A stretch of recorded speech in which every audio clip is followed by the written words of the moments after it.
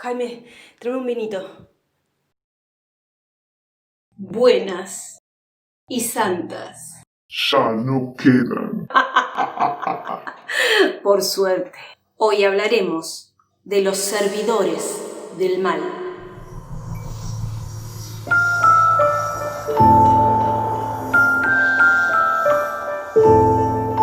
Buenas y santas.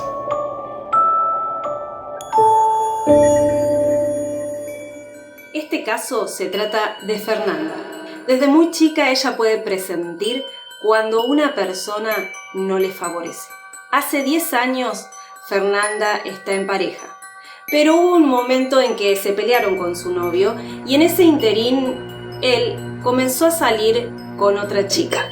Fernanda sentía una energía muy negativa con respecto a esta mujer. No eran los celos, era otro tipo de energía la que ella percibía. Una noche a la madrugada, Fernanda estaba durmiendo y su sobrina estaba en el comedor. A sus espaldas había una ventana y en ella pudo escuchar como si una uña raspara el vidrio, emitiendo un chirrido aterrador. Fernanda se dio vuelta rápidamente y no pudo ver nada.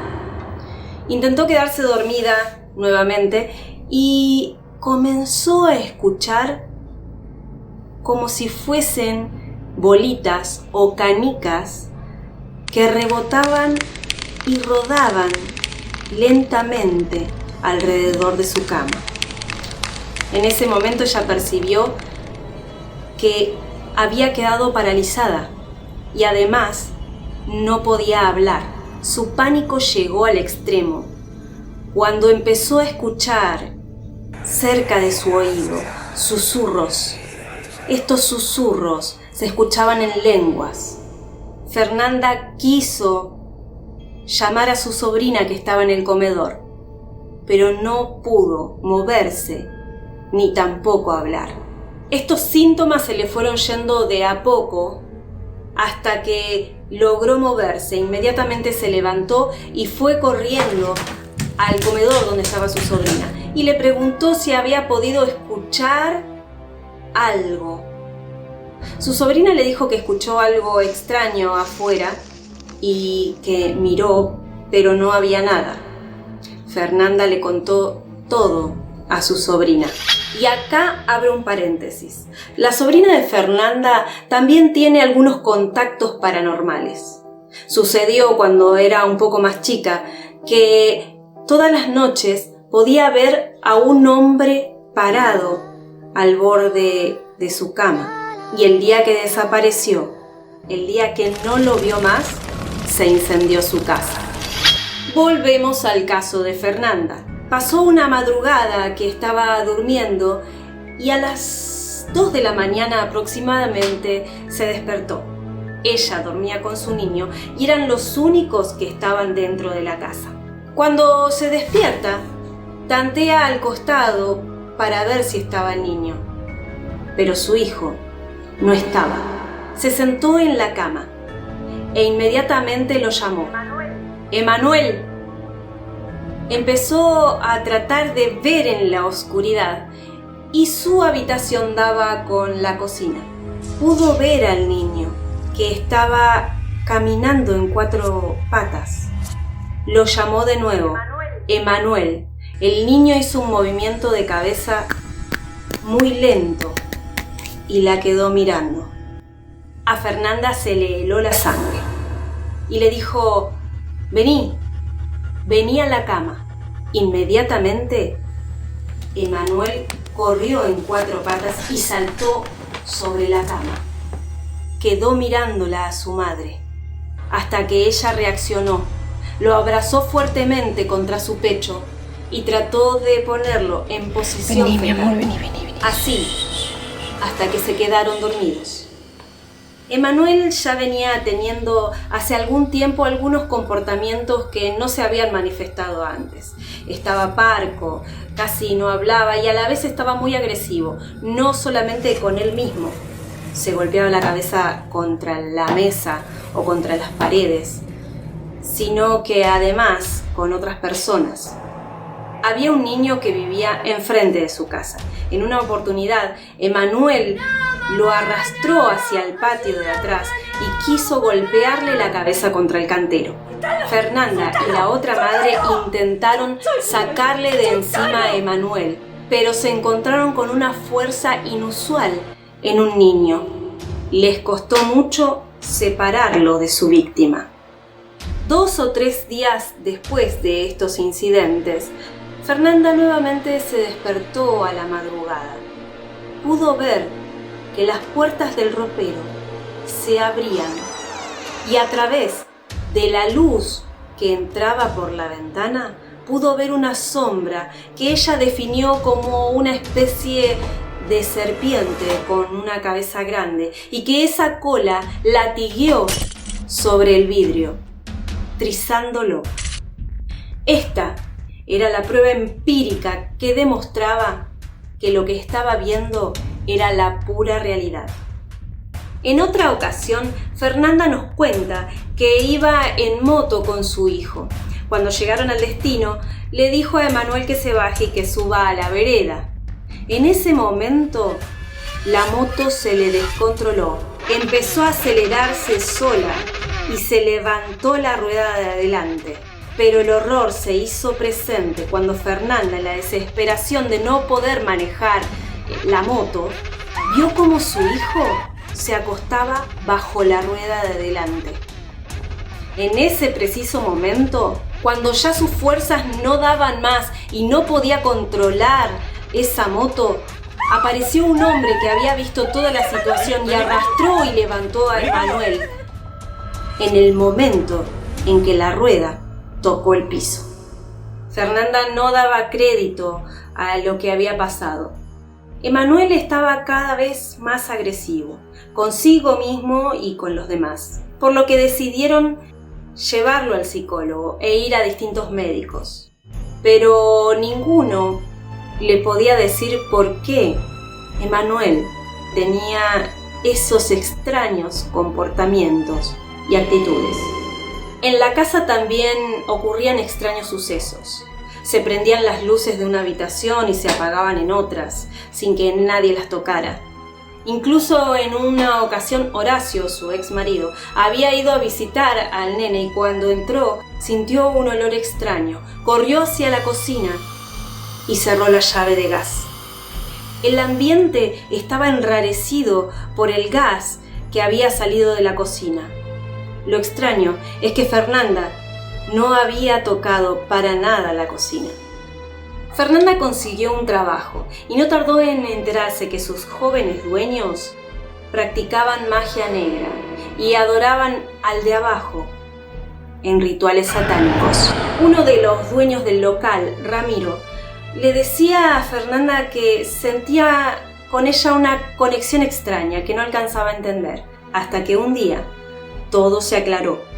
Ramiro estaba charlando en la vereda con una mujer que luego se fue en una moto. Cuando entró al local, le preguntó a Fernanda si había reconocido a esa mujer. Fernanda le dijo que no le prestó atención y él le dijo que ella sí la había identificado. La mujer que se acababa de ir en la moto era la pareja actual de su ex Horacio. Ramiro le confesó que esa mujer había ido a buscarlo un tiempo atrás para que él le haga un trabajo. La desgracia por la que pasaba Emanuel era provocada por la magia negra de Ramiro, a quien esta mujer le estaba pagando para hacerles daño. Ramiro le dijo que le estaba haciendo un trabajo y que esa magia negra iba dirigida a Fernanda, pero como ella era muy fuerte, se había ido todo ese mal a Emanuel. Fernanda no podía creer lo que le estaba contando. Le dijo que por favor revierta toda esa malicia con la que había afectado a su hijo. Ramiro le dijo que tendría que ir a su casa. Ella ya no quería saber más nada con ese tipo de cosas, así que le dijo que no iría a su casa. Esa noche fue terrible para Fernanda. se fueron quemando uno a uno los focos de toda la casa y empezó a escuchar en derredor de su cama a personas que gateaban y ella podía ver las sombras de sus cabezas alrededor de su cama. Abrazó a su hijo y se quedaron así toda la noche.